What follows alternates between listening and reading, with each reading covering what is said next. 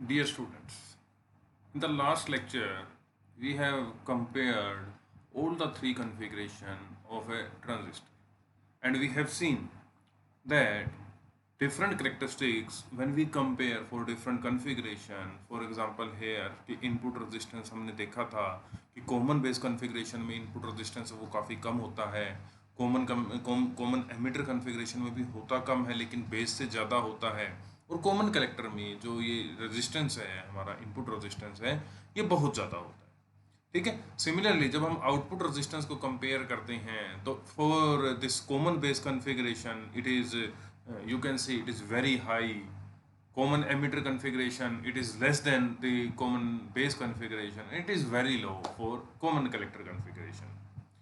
फिर जब हम वोल्टेज गेन की बात करते हैं तो voltage gain common base configuration का भी काफ़ी अच्छा होता है, दैट इज़ 150 अराउंड, लेकिन कॉमन एमिटर कॉन्फ़िगरेशन के केस में जो वोल्टेज गेन है that is very very high, that is very very high, and it is the major disadvantage in case of common collector configuration when this voltage gain it is less than 1। Applications अगर हम देखें तो obviously जो जो ये हमारी characteristics आ रही हैं इसके लिए हाई फ्रीक्वेंसी की जो एप्लीकेशंस हैं उनके लिए हम कॉमन बेस जनरली यूज़ करते हैं। ऑडियो फ्रीक्वेंसी एप्लीकेशंस के लिए हम generally common emitter configuration use करते हैं, और कॉमन कलेक्टर कॉन्फ़िगरेशन का जो मेजर यूज़ है वो इम्पीडेंस मैचिंग में है। ठीक है। सिमिलरली हम करंट गेन को भी देख सकते हैं कि it is less than 1 for common base configuration, it is very high for common emitter configuration, and it is also high for common collector configuration. ठीक है। तो ये सारी चीज़ें हमने लास्ट लेक्चर के अंदर डिटेल में कर ली थी। अब अगर हम कॉमन एमिटर कॉन्फ़िगरेशन पे थोड़ा सा कंसंट्रेट करें, अब इस पे कंसंट्रेट हम इसलिए कर रहे हैं कि हम यहाँ से देखें तो देखो कि जो वोल्टेज गेन है वो हमारे पास कॉमन एमिटर कॉन्फ़िगरेशन का सबसे ज़्यादा है। ये देखो, ये हमारे पास सबसे ज़्यादा जो जो वोल्टेज गेन है, मतलब वोल्टेज का जो एम्पलीफिकेशन होगा अगर हम इसको एम्पलीफायर में यूज़ करें तो वो कॉमन एमिटर के केस में होगा। तो इसलिए ये हमारे पास सबसे ज़्यादा एक इम्पोर्टेंट पैरामीटर है, तो इसलिए हम थोड़ा सा कंसंट्रेट करेंगे अब कॉमन एमिटर कॉन्फ़िगरेशन पे, और हम आगे देखेंगे कि जनरली जब हम ट्रांजिस्टर को यूज़ करते हैं तो उसकी जो कॉमन एमिटर कॉन्फ़िगरेशन है वो सबसे ज़्यादा यूज़ की जाती है। ठीक है। तो अगर एडवांटेजेस और डिसएडवांटेजेस की बात करें तो अब ट्रांजिस्टर का जो मेन यूज़ है वो है कहाँ, वो एम्पलीफायर्स, एम्पलीफायर, कि हम सिग्नल को एम्पलीफाई करना है, एम्पलीफिकेशन प्रोसेस हमें करना है, तो हमें जनरली ट्रांजिस्टर की ज़रूरत पड़ती है। ठीक है। तो वीक सिग्नल को जितना ज़्यादा ये एम्पलीफाई करेगा उतना ही ज़्यादा इसका यूज़ होगा। अब सबसे अच्छा एम्पलीफायर ट्रांजिस्टर तब होगा जब इसका जो इनपुट रेजिस्टेंस है वो तो हाई हो और जो इसका आउटपुट रेजिस्टेंस है वो लो हो। इनपुट रेजिस्टेंस है वो हाई हो और आउटपुट रेजिस्टेंस है वो लो हो। अब जब हम कॉमन बेस की बात करते हैं तो कॉमन बेस का जो इनपुट रेजिस्टेंस है वो लो है, हमने देखा वो लो है, काफ़ी कम है, और जो आउटपुट रेजिस्टेंस है वो इसका काफ़ी हाई है। इट मीन्स जो हमारी ज़रूरत है कॉमन बेस कॉन्फ़िगरेशन जस्ट उससे अपोजिट है। जो हमारी एक बेटर एम्पलीफिकेशन के लिए जो हमारी रिक्वायरमेंट है, जो कॉमन बेस कॉन्फ़िगरेशन है वो उससे जस्ट अपोजिट है, तो जनरली हम कॉमन बेस को यूज़ नहीं करते। अब कॉमन एमिटर को जब हम कंपेयर करते तो हमने देखा कि इसका इसका जो इनपुट रेजिस्टेंस है वो कॉमन बेस से क्वाइट हाई है, फिर भी ठीक है, और जो आउटपुट रेजिस्टेंस है वो इसका काफ़ी लो है अगर हम कॉमन बेस से करते हैं, हालांकि हाई है बट स्टिल काफ़ी लो है। हम उसके अंदर काम कर सकते हैं, उसके इतना कॉम्प्रोमाइज़ हम कर सकते हैं। तो कॉमन एमिटर वहाँ पे आके हमें थोड़ा सा एडवांटेज देती है, क्योंकि जो इसका इनपुट रेजिस्टेंस है वो क्वाइट हाई है, और जो आउटपुट रेजिस्टेंस है that is not very high, that is quite low, that is quite low. दूसरा, जब हम करंट गेन की बात करते हैं, वोल्टेज गेन की बात करते हैं, पावर गेन की बात करते हैं, किसी की भी बात करें, जो गेन है, जो एम्पलीफिकेशन का पार्ट है, जो एफिशिएंसी जिसको हम बोलते हैं, वो कॉमन एमिटर कॉन्फ़िगरेशन की बहुत ज़्यादा है, वो क्वाइट हाई है, much much larger than this common base configuration. तो इसीलिए हम इसको यूज़ करते हैं। अब जब हम इसको कॉमन कलेक्टर के साथ जब हम कंपेयर करके देखें तो कॉमन कलेक्टर कॉन्फ़िगरेशन के जो इनपुट और आउटपुट रेजिस्टेंस हैं वो बिल्कुल परफेक्ट हैं एक एम्पलीफायर बनने के लिए, कॉमन कलेक्टर के लिए।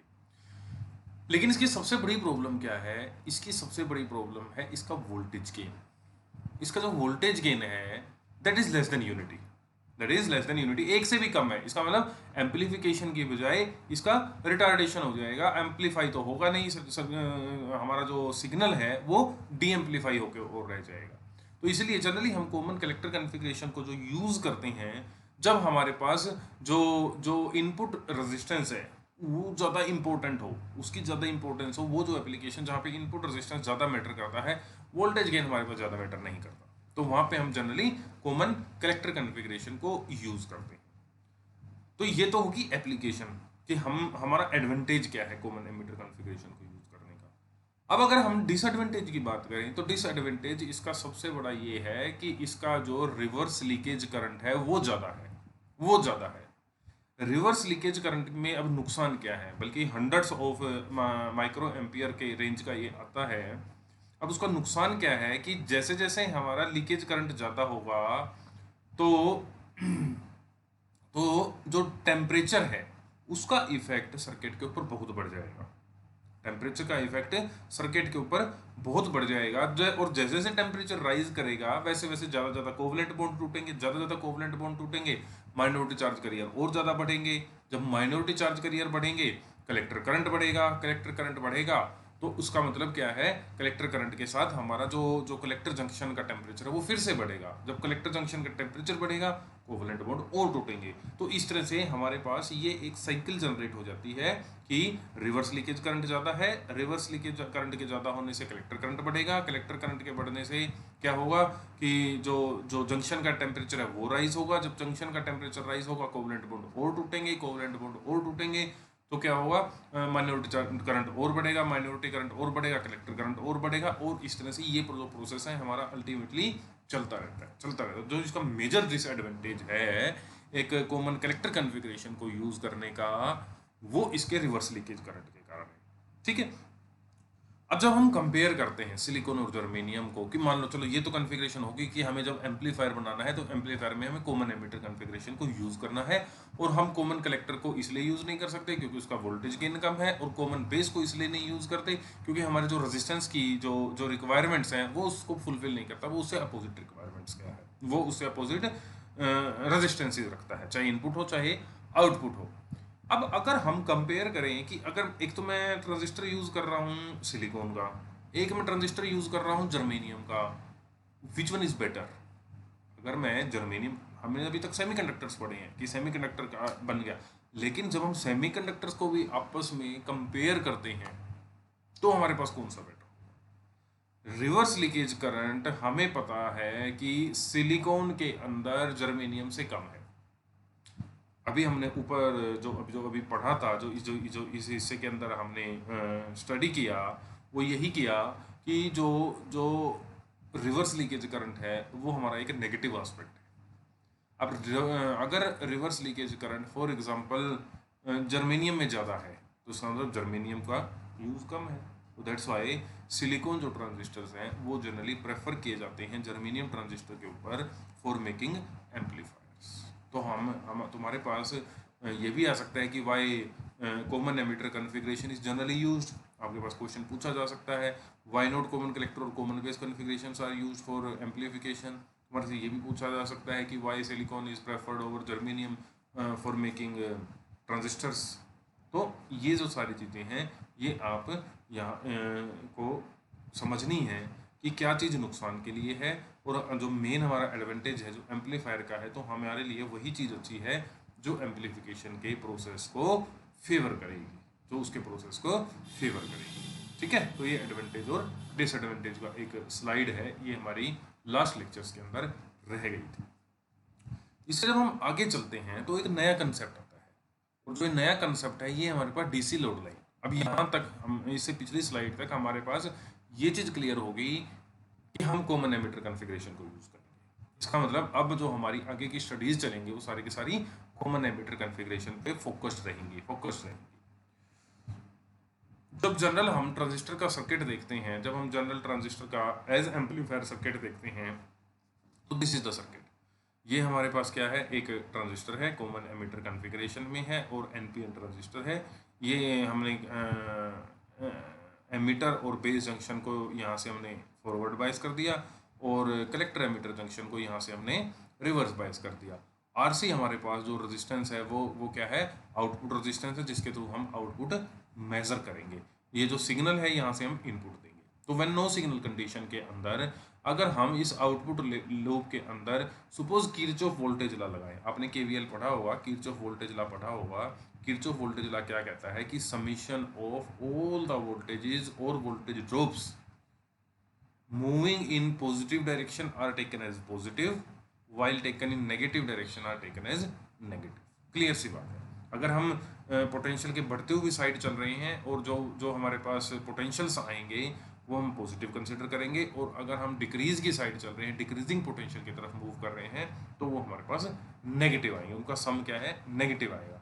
अब अगर मैं सपोज इस रीजन के अंदर KVL अप्लाई करता हूँ, किरचॉफ वोल्टेज लॉ अप्लाई करता हूँ, और सपोज मैं जो डायरेक्शन ऑफ करंट है इसकी डायरेक्शन में लूप को लेके चलूँ, तो मान लो मैं यहाँ से अप्लाई करता हूँ VCC, क्योंकि हम नेगेटिव से पॉजिटिव की तरफ जा रहे हैं तो positive VCC, direction of current की तरफ जा रहे हैं, इसका मतलब करंट हमेशा हाई पोटेंशियल से लो पोटेंशियल की तरफ मूव करता है, इसलिए हम लोअर पोटेंशियल की तरफ जाते हैं। Potential drop across RC is ICRC, क्योंकि IC करंट होगा इसमें और RC हमारा रेजिस्टेंस है, तो करंट इनटू रेजिस्टेंस हमें पोटेंशियल बताएगा, वोल्टेज की वैल्यू बताएगा।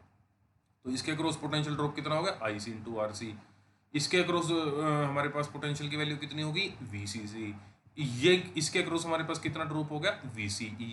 कलेक्टर टू एमीटर का जितना भी गैप होगा वो हमारा पोटेंशियल का ड्रॉप हो जाएगा। अब अगर मैं इस लूप के कोरोस्पोंडिंग चलूँ तो क्या है, ये बढ़ते की तरफ है तो प्लस VCC, ये घटते की तरफ है तो माइनस ICRC, और ये फिर घटते की तरफ है क्योंकि करंट हमारा नीचे की तरफ है, ये फिर घटते की तरफ है तो ये हमारे पास हो जाएगा माइनस VCE इक्वल्स टू 0।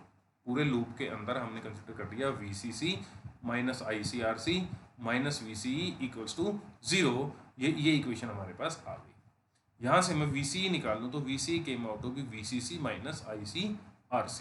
अब यहाँ पे VCC क्या है, जो इसका पोटेंशियल है, RC क्या है, जो रेजिस्टेंस हमने अप्लाई कर रखा है। बोथ आर कांस्टेंट, क्योंकि बैटरी का पोटेंशियल है that is also constant, EMF है जो कांस्टेंट है, और एक बार रेजिस्टेंस हमने सर्किट के अंदर जो लगा दिया वो भी हमारा कांस्टेंट है।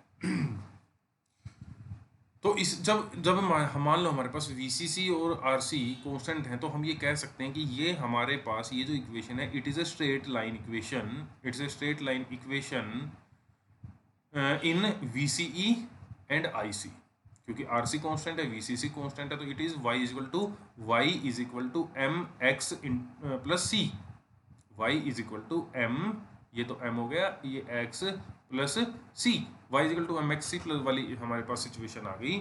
और तो obviously it will be a straight line. तो अगर हमने आउटपुट सर्किट की बात की थी, तो अगर मैं आउटपुट करेक्टरिस्टिक ड्रा करता हूँ, हमने स्टडी कर ली थी ये कि कॉमन एमीटर कॉन्फ़िगरेशन के अंदर जो आउटपुट करेक्टरिस्टिक्स हैं they are between VCE and IC, हमने ये आउटपुट करेक्टरिस्टिक ड्रा कर ली।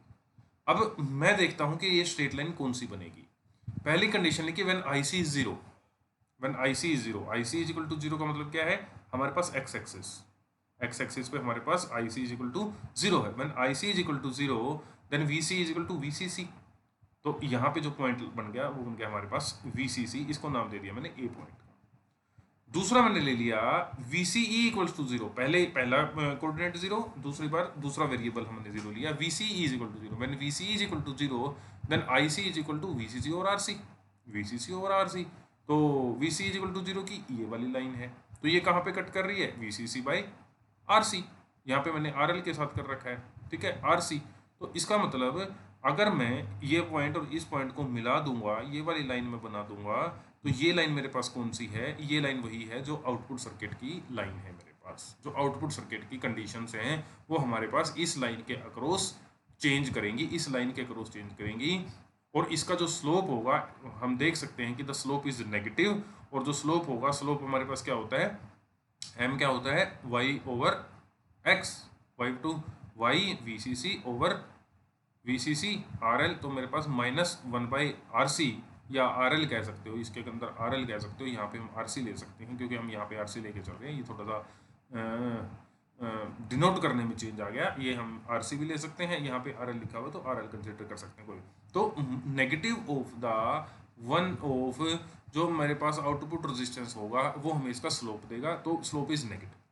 तो इस लाइन को हम बोलते हैं DC लोड लाइन। इसका मतलब हमें जितने भी अपने अब डीसी सर्किट्स, डीसी वोल्टेजेस इस ट्रांजिस्टर के ऊपर अप्लाई करनी है, वो इस लाइन के अक्रॉस मूव करेंगे, वो इस लाइन के अक्रॉस मूव करेंगी। तो that's why the name DC load line is there. हम आगे चलेंगे, आपको थोड़ा सा और क्लियर होता चलेगा ये चीज़, ठीक है। तो ये हमारे पास होगी DC load line on the output characteristic. अब आ जाएगी बाइसिंग की बात। देखो, बाइसिंग का मतलब क्या है? बाइसिंग है कि establishment of suitable DC values of different current and voltages of a transistor by connecting it to suitable batteries via any suitable circuit is transistor biasing। हमने पहले भी की थी। बाइसिंग का क्या मतलब है? बाइसिंग क्या है? हमने इनपुट को एक पोटेंशियल दे दिया, आउटपुट सर्किट को एक पोटेंशियल दे दिया, उन दोनों पोटेंशियल के कोरस्पोंडिंग क्या होगा? कुछ हमारे पास एमीटर करंट फ्लो करेगा, उसके कोरस्पोंडिंग बेस करंट होगा, कलेक्टर करंट होगा। तो डिफरेंट करंट्स हमारे डिसाइड होते हैं, DC values of different currents हमारे डिसाइड होती है डिफरेंट डीसी वोल्टेजेस से, ठीक है। तो इस वोल्टेज को अप्लाई करना और इन इन कितना करंट हमें कहाँ पे इस्टेब्लिश करना है, इसको हम बोलते हैं ट्रांजिस्टर बाइसिंग। अब ट्रांजिस्टर बाइसिंग जनरली हमने अभी तक किया था, मैंने जब आपको ट्रांजिस्टर का कंसेप्ट बताया था उसमें ये बताया था कि जब भी हम ट्रांजिस्टर की बात करेंगे तो हमेशा ही जो इनपुट जो सर्किट है हमारा, वो हमेशा फॉरवर्ड बाइस रहेगा। जो बेस एमिटर जो जंक्शन है वो हमेशा फॉरवर्ड बाइस रहेगा, और जो बेस कलेक्टर जंक्शन है that remains always reverse bias, वो रिवर्स बाइस रहेगा, ठीक है। अब अगर मैं ये कहूँ कि हमारे पास टोटल कितनी सिचुएशंस हो सकती हैं। अब इनपुट जंक्शन है, जो बेस एमिटर जंक्शन है, वो फॉरवर्ड भी हो सकता है, क्यों नहीं हो सकता। हम बैटरीज जिस तरह की अप्लाई करेंगे, अब बाइसिंग की जब हम बात कर रहे हैं तो हम जैसी बैटरी अप्लाई करेंगे उसके कोरस्पोंडिंग वो हमारे पास रिवर्स भी हो सकता है, फॉरवर्ड भी हो सकता है। सिमिलरली जो कलेक्टर बेस जंक्शन है वो हमारे पास रिवर्स भी हो सकता है, फॉरवर्ड भी हो सकता है। तो टोटल जब हम बात करेंगे तो हमारे पास 4 पॉसिबिलिटी आएगी। तो चार पॉसिबिलिटी, अब वो 4 पॉसिबिलिटी कौन सी हैं? कि जब हमारे पास emitter base junction forward bias हो और कलेक्टर बेस जंक्शन भी फॉरवर्ड बायस हो, कि हमने बैटरीज इस तरह से लगा दी कि दोनों के दोनों जो हमारे जंक्शंस हैं वो दोनों फॉरवर्ड बायस होंगे। उस केस में जो हमारा ऑपरेटिंग मोड होगा वो आ जाएगा सैचुरेशन मोड। अगर मैं इसकी बात करूं तो अगर मैं दोनों को फॉरवर्ड कर दूं तो करेक्टरिस्टिक जो करंट है वो हमारा इस रीजन से इस तरफ आ जाएगा। हमने जब ये आउटपुट करेक्टरिस्टिक पढ़ी थी तब भी किया था, जब आउटपुट करेक्टरिस्टिक पढ़ी थी तब भी किया था कि जो ये रीजन है इस रीजन को हम बोलते हैं सैचुरेशन रीजन। सैचुरेशन का मतलब क्या है? कि वोल्टेजेस इस तरह से होंगी कि हमारे पास VCE और IC का कम्बिनेशन इस तरह से बनेगा कि जो पॉइंट है हमारा ऑपरेटिंग पॉइंट है वो सरकता हमारा इससे बाहर चला जाएगा, इस सैचुरेशन रीजन के अंदर मूव कर जाएगा। क्योंकि ये कंडीशन किस पे है? IC और VCE के कोरस्पोंडिंग कहाँ पे हमारे पास पॉइंट सेट करेगा, ठीक है। तो वो सैचुरेशन रीजन में आ जाएगा। अगर दोनों फॉरवर्ड बायस है सैचुरेशन, एमिटर बेस जंक्शन हमारा फॉरवर्ड बायस है और कलेक्टर बेस जंक्शन हमारा रिवर्स बायस है, जैसा हम अब तक बात कर रहे हैं, तो हम कहेंगे उसको एक्टिव रीजन। जब एक्टिव रीजन होगा तो हमारे पास जो इफेक्टिव प्लेस होगा वो इसके बीच का होगा, इस पॉइंट से लेके और इस पॉइंट के बीच में, मतलब इन करेक्टरिस्टिक के बीच में ही हमारे पास ऑपरेशन मूव करेगा। हमारा पूरा का पूरा सर्किट का ऑपरेशन है वो इनके बीच में रहेगा, ठीक है। तीसरा केस है कि मैंने एमिटर बेस जंक्शन को रिवर्स बायस कर दिया, कलेक्टर बेस जंक्शन को भी रिवर्स बायस कर दिया, तो ये पहुंच जाएगा कट ऑफ रीजन में। कट ऑफ रीजन का मतलब क्या है? ये वाला रीजन इससे नीचे चला जाएगा, इससे एक ही तरफ मूव कर जाएगा। इस रीजन के अंदर हमारे पास जो ऑपरेशन वोल्टेजेस और करंट्स हो गए वो इस रीजन के कोरस्पोंडिंग जनरेट हो जाएंगे। लेकिन हमारे पास ट्रांजिस्टर इफेक्टिव तभी है अगर वो इस एक्टिव रीजन में मूव करे। तो हम नहीं चाहते कि वो कट ऑफ में जाए या वो सैचुरेशन में जाए, तो इसलिए हम हमेशा जो दूसरी कंडीशन है जनरली इसमें काम करते हैं और ये कोशिश करेंगे कि हम सिग्नल भी अप्लाई करें। तुम देखो थोड़ा सा ऐसे समझने की कोशिश करना। अब जो अभी तक है कि हमने VPP और VCC लगा रखा है, उसके कोरस्पोंडिंग ये लाइन आ गई। जब मैं सिग्नल अप्लाई करूंगा, सिग्नल क्या है? सिग्नल हमारे पास इस तरह से एक AC सिग्नल होगा। AC सिग्नल मान लो जब पॉजिटिव सिग्नल है तो हमारे पास पोटेंशियल बढ़ रहा है। जब पोटेंशियल बढ़ रहा है तो इसका मतलब फॉरवर्ड बायसिंग बढ़ रही है। जब उल्टा जा रहा है तो फॉरवर्ड बायसिंग कम होती जा रही है। जब नेगेटिव साइकिल आएगी तो फॉरवर्ड बायसिंग कम होती चली जाएगी। अगर फॉरवर्ड बायसिंग हमारी कम होती होती उस रेंज में चली गई कि वो VPP को क्रॉस कर जाए तो क्या होगा? This junction will be reverse bias, similarly जो ये हमारे पास है आउटपुट जो आएगा, अगर वो इस तरह से आ जाए कि ये रिवर्स बायस है और उसकी पॉजिटिव साइकिल इस बायसिंग से ज़्यादा हो तो ये हमारा फॉरवर्ड बायस में आ जाएगा। तो उसके कोरस्पॉन्डिंग क्या है कि ऑपरेशन हमारा इधर से इधर मूव करता रहता है। जैसा जैसा सिग्नल है उस हिसाब से हमारा जो ऑपरेशन है वो इसके बीच में मूव करता है। हमें कोशिश यही करनी है कि वो जो ऑपरेशन है वो हमारा इन दोनों पॉइंट के बीच में लाई करे, यहाँ से यहाँ तक ही मूव करे, इससे इधर या इससे इधर ना जाए, बल्कि कोशिश करेंगे कि वो बीच में रहे और वो अपनी अपनी जगह पे बिल्कुल स्टेबल रहे, स्टेबिलिटी उसकी रहे। ठीक है, तो होता है रिवर्स बायसिंग, फॉरवर्ड बायसिंग। अगर हमारा एमिटर बेस जंक्शन रिवर्स हो गया, कलेक्टर बेस जंक्शन फॉरवर्ड हो गया, तो ऑब्वियसली जो हमारा ट्रांजिस्टर है that will act is inverse mode. Inverse mode हमारा कलेक्टर का काम एमिटर करना शुरू कर देगा, एमिटर का काम कलेक्टर करना शुरू कर देगा। ठीक है, अब बात है कि हम बाइसिंग करते क्यों हैं। मैंने कह तो दिया बाइसिंग ऑफ ट्रांजिस्टर, ये हमने वीपीपी बैटरी लगाई थी पिछले सर्किट के अंदर, ये वीसीसी बैटरी लगाई थी। हम ये बैटरी एक्चुअली लगाते क्यों हैं? लगाते इसीलिए हैं कि हमारे पास ये कंडीशंस हमारी मेंटेन रहे, और इस कंडीशन के कोरस्पोंडिंग हम कहेंगे कि the purpose of DC biasing is to obtain a certain DC collector current at a certain DC collector voltage. VCE के कोरस्पोंडिंग कोई हमारे पास एक पर्टिकुलर आईसी आना चाहिए। Fixed values of current and voltages are termed in terms of operating point. जो मैं कह रहा था ना कि ऑपरेशन हमारा इसके बीच में, इसके कट ऑफ में नहीं जाना चाहिए या सैचुरेशन में नहीं जाना चाहिए। तो जो ऑपरेशन हम डिसाइड करते हैं कि हमारा ऑपरेशन कहाँ चल रहा है, वो डिसाइड होता है, हम जिस उस पॉइंट को बोलते हैं ऑपरेटिंग पॉइंट। ऑपरेटिंग पॉइंट कि हमारा ऑपरेटिंग पॉइंट कहाँ पे है, हमारा ट्रांजिस्टर का ऑपरेशन किस पॉइंट से चल रहा है, उसको हम बोलते हैं ऑपरेटिंग पॉइंट या क्यूशेंट पॉइंट। क्यूशेंट पॉइंट या जनरल या शॉर्ट फॉर्म में हम इसको क्यू पॉइंट भी बोलते हैं, क्यू पॉइंट भी बोलते हैं। और इस क्यू पॉइंट को फिक्स रखने के लिए हमें सिर्फ इतना सिंपल नहीं है कि हमने बैटरी लगा दी, सिग्नल दिया और आउटपुट मिल गया, क्योंकि उस केस में तो बाहर जा सकता है। जो जो जो हमारा ऑपरेशन का जो मोड है वो चेंज हो सकता है। उसके लिए हम डिफरेंट सर्किट्स यूज करते हैं। हम डिफरेंट सर्किट्स, अभी तो जब हम जनरल सर्किट देखते हैं तो सर्किट इतना सिंपल नहीं होता कि ट्रांजिस्टर लगाया, इनपुट पे एक बैटरी लगाई, एक हमने सिग्नल दे दिया, आउटपुट पे एक बैटरी लगाई, एक रेजिस्टेंस लगा दिया आउटपुट लेने के लिए, और हमारे पास आउटपुट आ गया। नो, हमें बीच में बहुत सारे कंपोनेंट्स और यूज़ करने पड़ते हैं। हमें कहीं ट्रांजिस्टर यूज़ करना पड़ेगा, कहीं कैपेसिटर यूज़ करना पड़ेगा, कहीं उनका कॉम्बिनेशन यूज़ करना पड़ेगा, कई सारे ट्रांजिस्टर यूज़ करने पड़ेंगे। तो हम उसको पूरे को बोलते हैं सर्किट। और उस सर्किट का काम क्या है? They are named as biasing circuit. Biasing circuit की ट्रांजिस्टर को प्रॉपर बाइसिंग प्रोवाइड की जाए ताकि वो जो उसका मोड ऑफ ऑपरेशन है वो एक्टिव मोड रहे, वो एक्टिव मोड रहे, या जो ऑपरेटिंग पॉइंट है जो हमने फिक्स किया था एक्टिव मोड में वो अपनी जगह पे फिक्स रहे और वो मूव करके सैचुरेशन रीजन में या कट ऑफ रीजन में ना जाए। ठीक है, तो इन सर्किट्स को हम बोलते हैं biasing circuit. And with different biasing circuits the transistor is set to be operating in different mode. जैसा हमारी जरूरत होगी हम वही ट्रांजिस्टर का ऑपरेटिंग पॉइंट है फिक्स कर देंगे। और ऑपरेटिंग पॉइंट को फिक्स करने का मतलब क्या है? हमने सिर्फ एक VCE फिक्स करनी है और VCE के कोरस्पोंडिंग IC फिक्स करना है। तो मान लो जितना भी मैं करूंगा उसके कोरस्पोंडिंग इस लाइन के ऊपर हमारे पास वहीं पे ऑपरेटिंग पॉइंट आ जाएगा। VCE फिक्स का मतलब VCE इतनी है तो यहाँ पे आ गया, अब मेरा जो क्यू पॉइंट है वो यहाँ आ गया, तो पूरा ऑपरेशन हमारा उसी हिसाब से होगा कि यहाँ पे मेरा क्यू पॉइंट है, यहाँ पे मेरा ऑपरेटिंग पॉइंट है। ठीक है, अब चूज कैसे करेंगे कि हमारा क्यू पॉइंट कहाँ पे होना चाहिए? क्योंकि सर्किट को प्रॉपर एम्पलीफिकेशन कराने के लिए, प्रॉपर मोड में ऑपरेट करने के लिए ये जरूरी है कि पहली बार तो हम क्यू पॉइंट को अच्छी जगह पे फिक्स करें, जहां हमारी जरूरत है वहां पे फिक्स करें। और दूसरा, हमारा जो बाइसिंग सर्किट है वो इस तरह से रहे कि ड्यूरिंग ऑपरेशन भी, क्योंकि सिग्नल हमारे बड़े भी आ सकते हैं छोटे भी आ सकते हैं, ड्यूरिंग ऑपरेशन भी जो क्यू पॉइंट है वो अपनी जगह पे रहे, अपनी जगह से इधर उधर ना जाए। ठीक है, तो द बाइसिंग अरेंजमेंट भी such that it makes the emitter base junction forward bias, collector base junction reverse biased. हम कई बार कर चुके हैं। Under such biasing transistor to be said to be in active region. The various specification suggest maximum collector current और maximum value of emitter collector voltage. जो हमें अब इसमें हमें ये भी ध्यान रखना पड़ेगा इसको सेट करते हुए कि जो ट्रांजिस्टर है उसकी कलेक्टर करंट की मैक्सिमम वैल्यू कितनी हो सकती है, या उसकी जो एमिटर कलेक्टर वोल्टेज की मैक्सिमम वैल्यू कितनी हो सकती है।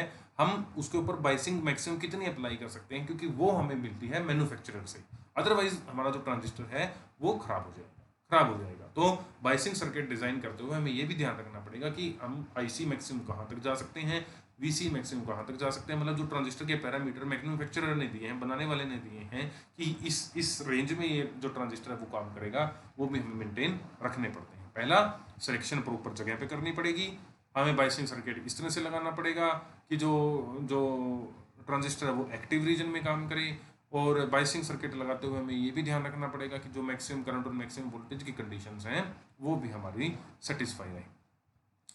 For a transistor to work as an amplifier, outer output has to be taken from obviously load resistance RL या RC, जो भी तुम यूज करते हो, दोनों हमने यहाँ पे लिख दिए। Question point lies on the load line, हमेशा इसके ऊपर लाई करेगा।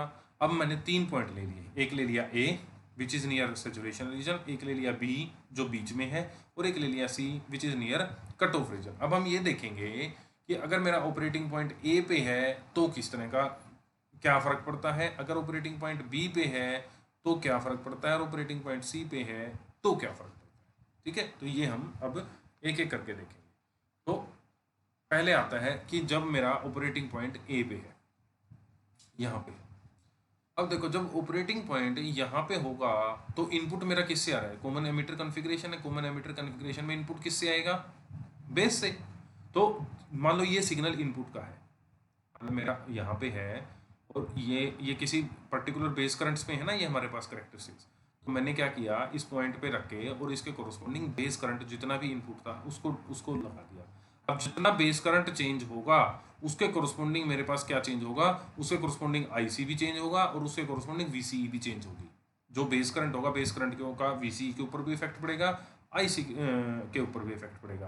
तो जैसे जैसे ये ऊपर मूव करेगा वैसे वैसे जो ये कलेक्टर करंट है वो भी ऊपर मूव करेगा। तो जिस तरह ये हमारा बढ़ता चला जाएगा बेस करंट, वैसे वैसे कलेक्टर करंट भी बढ़ता चला जाएगा।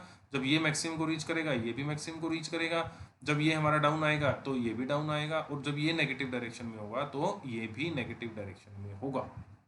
सिमिलरली जब जैसे जैसे हमारा बेस करंट बढ़ेगा वैसे वैसे जो VCE है, इफेक्टिव VCE है, वो हमारी कम होती चली जाएगी। अपोजिट मूव करती है, हमने देखा था कॉमन एमिटर कॉन्फ़िगरेशन के केस में। तो ये कम होती चली जाएगी, जब वो मैक्सिमम होगा ये मिनिमम होगी, जब हमारे पास वो जीरो को अप्रोच करेगा ये भी जीरो को अप्रोच करेगा, जब वो नेगेटिव डायरेक्शन में होगा ये पॉजिटिव डायरेक्शन में बढ़ता चला जाएगा, और अल्टीमेटली जब वो दोबारा मैक्सिमम मिनिमम होगा ये मैक्सिमम हो जाएगा, और ये वो जब वापस अपने जीरो पोजीशन पे आएगा ये भी जीरो पोजीशन। लेकिन इसमें एक चीज ध्यान देने की है, जैसे ही बेस करंट हमारा इस हमारी करेक्टरिस्टिक को क्रॉस करके बाहर निकला, इसका मतलब जो ट्रांजिस्टर है वो सैचुरेशन रीजन में जंप कर गया, सैचुरेशन रीजन में जंप कर गया। और जैसे ही वो सैचुरेशन रीजन में जंप किया वैसे ही जो हमारी इनपुट करेक्टरिस्टिक है, जो हमारा इनपुट था, जो एमिटर बेस जंक्शन था वो फॉरवर्ड बायस ही रहा, लेकिन जो कलेक्टर बेस जंक्शन था वो हमारा रिवर्स बायस की बजाय फॉरवर्ड बायसिंग में आ गया। फॉरवर्ड, क्योंकि सैचुरेशन हमारे पास तभी आता है जब दोनों फॉरवर्ड हो, तो रिवर्स बायसिंग की जगह उसकी फॉरवर्ड बायसिंग होगी इस इनपुट की वोल्टेज के कारण। तो बायसिंग जब हो गई तो इसका मतलब जो इतना पार्ट है, जो इस लाइन से आगे का जो पार्ट है, ये हमारा पार्ट क्या है, इस सिग्नल में से कट हो जाएगा। इतना आउटपुट सिग्नल हमें नहीं मिलेगा, क्योंकि हमारा जो एम्प्लीफिकेशन है वो सिर्फ एक्टिव रीजन के कोरस्पोंडिंग होता है। तो जो ये वाला पार्ट है, जो ये मैंने डॉटेड शो कर रखा है, ये वाला पार्ट उसका कट हो जाएगा, इसका मतलब सिग्नल में डिस्टोर्शन आ जाएगा। सिमिलरली जब इस पॉइंट से ऊपर ये जाएगा तो इससे नीचे वाला जो ये वाला पार्ट है हमारे पास इसका, तो ये भी हमारा कट हो जाएगा। जो डॉटेड पार्ट है ये हमें नहीं मिलेगा, और अल्टीमेटली हमें जो कलेक्टर करंट है वो कैसे मिलेगा, यहाँ से चला फिर यहाँ से प्लेन हो गया, और ये सिग्नल फिर हमारा ये पूरे का पूरा मिल गया, क्योंकि ये पूरे का पूरा हमारा एक्टिव रीजन के अंदर है, ये पूरे का पूरा हमारा इन करेक्टरिस्टिक्स के अंदर है। तो जो सिग्नल है इसका ये वाला पार्ट हमारा कट हो गया, इसका मतलब सिग्नल डिस्टोर्ट हो गया। सिमिलरली इस सिग्नल का ये वाला पार्ट कट हो गया, सिग्नल डिस्टोर्ट हो गया। तो distortion takes place in the signal when we take the operating point near to saturation region. ठीक है, उसके बाद दूसरी कंडीशन हम लेते हैं कि सपोज सी पॉइंट जो हमने लिया था it is at cut off, it is at cut off. तो जो बेस करंट है सपोज उसका जो वेरिएशन है वो ये है, बेस करंट के वेरिएशन के कोरस्पोंडिंग मेरे पास कलेक्टर करंट का वेरिएशन है वो ये है, और जो VCE का वेरिएशन है वो ये है। अब इस केस में जब ये पॉजिटिव साइकिल है तो मेरा सारे का सारा एक्टिव रीजन में है, लेकिन जैसे ही ये इससे बाहर गया, अब इससे जब नीचे की तरफ चला गया तो ये वाला जो पोर्शन है, ये पोर्शन मेरा कौन से रीजन में जा रहा है, कट ऑफ रीजन में। कट ऑफ रीजन में, कट ऑफ रीजन का मतलब क्या है कि जो मेरी फॉरवर्ड बायसिंग थी एमिटर बेस जंक्शन की, वो यहाँ पे जाके खराब हो गई, वो रिवर्स बन गई, वो रिवर्स बन गई। तो ये जो रीजन है ये मेरा कट ऑफ रीजन बन गया। तो again the signal will be distorted for this part, in VCE and for this part in IC। तो सिग्नल आएगा वो ये वाला पार्ट मेरा यहाँ से जाके और ये कट होके यहाँ से आ जाएगा सीधा। सिमिलर जो VC है वो यहाँ से जाती जाती चेंज होती होती यहाँ पे जाके मेरी कट हो जाएगी, सीधी हो जाएगी और फिर दोबारा यहाँ पे आ जाएगी। तो क्या है, सिग्नल में अगेन मेरे पास डिस्टोर्शन आ जाएगा। अब मैं ये तीसरी कंडीशन जब देखता हूँ, तीसरी कंडीशन में मैंने बी पे ले लिया, बीच में ले लिया। जब मैंने बीच में लिया तो जो ये बी का वेरिएशन है, बी के वेरिएशन की कोरस्पोंडिंग हमारे पास IC का वेरिएशन हुआ, कलेक्टर का वेरिएशन हुआ, और इसी कोरस्पोंडिंग जो कलेक्टर टू एमिटर वोल्टेज है इसका वेरिएशन हुआ। अब ये देखो, ये पूरी की पूरी हमारी इस करेक्टरिस्टिक के बीच में है। इसका मतलब पूरे का पूरा हमारा जो बेस करंट है उसके वेरिएशन के कोरस्पोंडिंग हमारे पास जो ऑपरेटिंग पॉइंट है वो इसके बीच में ही रह रहा है, वो इसके बीच में ही वेरी कर रहा है। जब इसके बीच में वेरी कर रहा है वो, तो इसका मतलब पूरा का पूरा कलेक्टर करंट का सिग्नल आएगा मेरे पास, पूरे का पूरा मेरे पास जो कलेक्टर टू एमिटर वोल्टेज है वो भी पूरी आएगी। इसका मतलब there is no distortion in the signal, there is no distortion in the signal. Clear? तो ये 3 केसेस थे कि जब मैंने इसको सैचुरेशन रीजन के नज़दीक लिया तो पॉजिटिव पार्ट मेरा कट हो गया, कट होने को हम क्लिपिंग बोलते हैं, क्लिप हो गया या कट हो गया। जब मेरे पास कट ऑफ के पास था, इसका जो नेगेटिव पार्ट है वो कट हो गया। और लेकिन जब मैंने बीच में लिया तो सिग्नल मेरा कंप्लीट का कंप्लीट आया, पूरे के पूरे के लिए मेरा एक्टिव रीजन के अंदर मूव किया। तो इसलिए no distortion in the signal that takes place.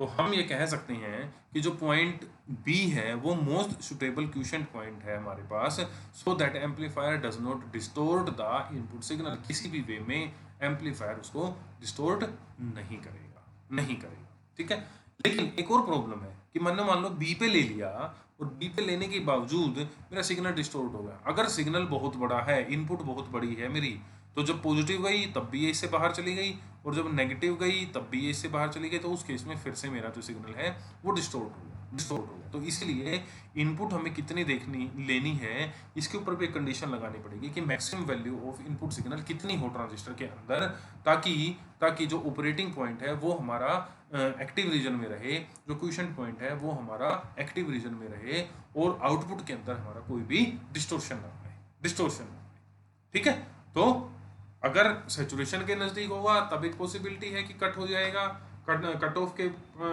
पास होगा तब एक पॉसिबिलिटी है कट हो जाएगा, अगर बीच में होगा तो भी एक पॉसिबिलिटी है कि सिग्नल बहुत बड़ा हो। तो हमें ये ध्यान रखना पड़ेगा कि जो ऑपरेटिंग पॉइंट है, पहली बात तो वो करेक्टरिस्टिक के बीच में रखें, दूसरी बात जो इनपुट सिग्नल है वो इतना ही दें कि उसके लिए जो मेरा आउटपुट है वो किसी भी वे में डिस्टोर्ट ना करे, डिस्टोर्ट ना करे। तो आज हम यहीं रखते हैं, चलो बाई स्टेबलाइजेशन हम नेक्स्ट लेक्चर में करेंगे।